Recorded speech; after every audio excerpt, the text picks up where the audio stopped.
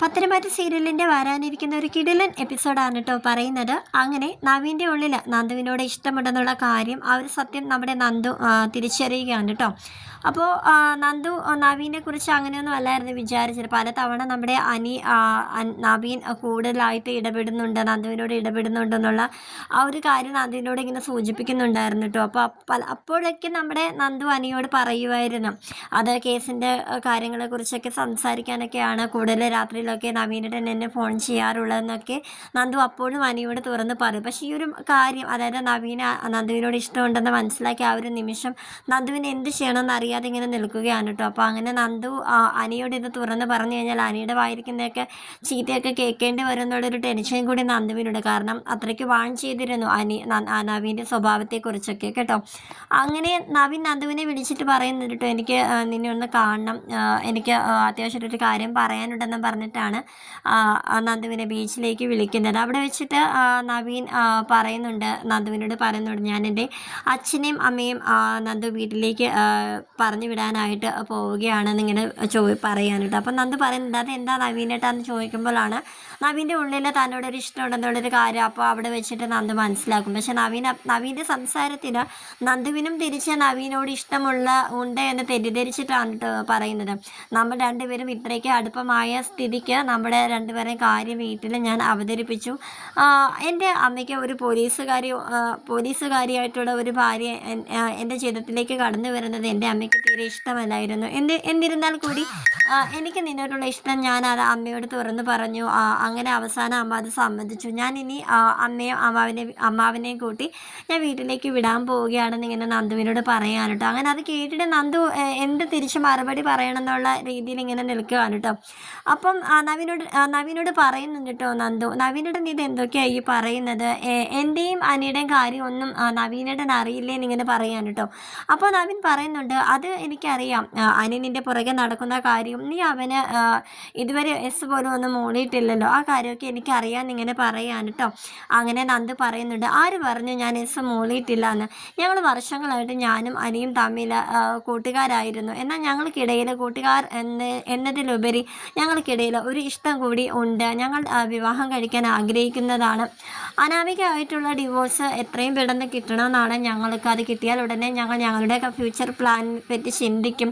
എല്ലാവരും പറഞ്ഞ് ഞങ്ങളെ കൺവിൻസ് ചെയ്ത് ഞങ്ങളുടെ വിവാഹത്തെ പറ്റി നോക്കുന്നൊക്കെ പറഞ്ഞിങ്ങനെ നവീനോട് സംസാരിക്കുകയാണ്.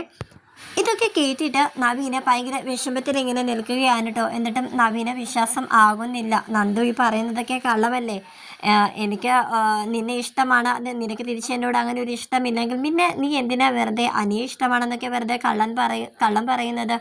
എനിക്ക് നിന്നെ ഇഷ്ടമാണെന്നും അവൻ നിൻ്റെ പുറകെ വർഷങ്ങളായിട്ട് കൂടെ നടക്കുന്നതാണെന്നും അനാമികമായിട്ടുള്ള ബന്ധം തകരാൻ തന്നെ കാരണം ആ ഒരു വിഷയമാണെന്നൊക്കെ എനിക്കറിയാം. പക്ഷെ നീ ഒരിക്കലും അവനെ പോലുള്ള ഒരാളെ നീ സ്നേഹിക്കുകയില്ലെന്നൊക്കെ ഇങ്ങനെ പറയുകയാണ്. അപ്പോൾ നന്ദു നമ്മുടെ നവീൻ്റെ നേരെ ഇങ്ങനെ തട്ടിക്കയറുന്നുണ്ട്. അതിന് അനിക്ക് എന്താ കുഴപ്പം? അനിയുടെ സ്വഭാവ ദൂഷ്യത്തെക്കുറിച്ചാണോ നവീനേട്ടൻ പറഞ്ഞു വരുന്നത്? അതിന് മാത്രം എന്ത് കുഴപ്പമാണ് അവനുള്ളതെന്നൊക്കെ ഇങ്ങനെ പറയുകയാണ് കേട്ടോ. അങ്ങനെ നവീനാണെങ്കിലും അവൻ്റെ സ്വഭാവ ദൂഷ്യത്തെക്കുറിച്ച് പറയാനേ ഉള്ളൂ എന്നൊക്കെ പറഞ്ഞിട്ട് അനിയെക്കുറിച്ച് വളരെ മോശമായ രീതിയിൽ ഇങ്ങനെ പറഞ്ഞു തുടങ്ങുകയാണ് കേട്ടോ. നന്ദുവിനാണെങ്കിൽ ഭയങ്കരമായിട്ട് ദേഷ്യം വരുന്നുണ്ട് കേട്ടോ. എന്നിട്ട് പറയുന്നുണ്ട്, നവീനേട്ടൻ എന്നെക്കുറിച്ച് എന്താണ് വിചാരിച്ച് വെച്ചിട്ട്? ഞാൻ ഇത്തിരി ഫ്രണ്ട്ലി ആയിട്ട് നവീനേട്ടനോട് ഇടപെട്ടതാണോ എനിക്ക് നവീനേട്ടനോട് ഇഷ്ടമുണ്ടെന്ന് നവീനേട്ടൻ വിചാരിച്ചു എന്നൊക്കെ ഇങ്ങനെ പറയാൻ കേട്ടോ. നവീൻ്റെ കണ്ണുകളൊക്കെ ആകെപ്പാടെ ഇങ്ങനെ നിറഞ്ഞിങ്ങനെ നിൽക്കുകയാണ് കേട്ടോ. ആരും എൻ്റെ വീട്ടിലേക്ക് വിടണ്ട, ആദ്യം എനിക്ക് ഇഷ്ടമാണോ അല്ലയോ എന്ന് അറിഞ്ഞിട്ട് വേണ്ട വീട്ടിൽ ഇതിനെക്കുറിച്ചൊക്കെ പറയാനായിട്ട്. നവീനേട്ടനെ കുറിച്ച് ഞാൻ ഇങ്ങനെയൊന്നും അല്ല വിചാരിച്ചിരുന്നത്, ഞാനൊരു ഏട്ടനെ പോലെ തന്നെയാണ് കരുതിയിരുന്നതെന്നൊക്കെ ഇങ്ങനെ നന്ദു പറയുകയാണ് കേട്ടോ. എന്നിട്ട് അവൾ പോലീസ് ജീപ്പിൽ കയറി പോവാണ് കേട്ടോ. നവീൻ ഇങ്ങനെ അവിടെ തന്നെ ഇങ്ങനെ നിന്നിട്ട് അവൻ ബൈക്കെടുത്ത് തിരികെ അവന് പോകുന്നുണ്ട് കേട്ടോ. അപ്പോൾ നന്ദു ആണെങ്കിൽ ഇങ്ങനെ ആലോചിച്ച് ഇങ്ങനെ സ്റ്റേഷനിൽ ഇങ്ങനെ ഇരിക്കുകയാണ്. ഈ ഒരു വിവരം അനിയോട് പറയണോ വേണ്ടയോ എന്നിങ്ങനെ ചിന്തിക്കുകയാണ് കേട്ടോ. കാരണം വേറൊന്നുമല്ല, അനി മുമ്പേ തന്നെ നവീൻ കൂടുതലായിട്ട് നന്ദുവിനോട് ഇടപെടുന്നുണ്ടെന്നുള്ള കാര്യം അനി നേരത്തെ തന്നെ സൂചന കൊടുത്തിരുന്നു നന്ദുവിനോട്. അപ്പോഴൊക്കെ നന്ദു അനിയോട് പറഞ്ഞിരുന്നത്, ഇല്ല, നവീനേട്ടൻ കേസുമായിട്ട് ബന്ധപ്പെട്ട പല കാര്യങ്ങൾക്കുമാണ് എന്നെ വിളിക്കുന്നതും ഞങ്ങൾ തമ്മിൽ കാണുന്നതും ഒക്കെ.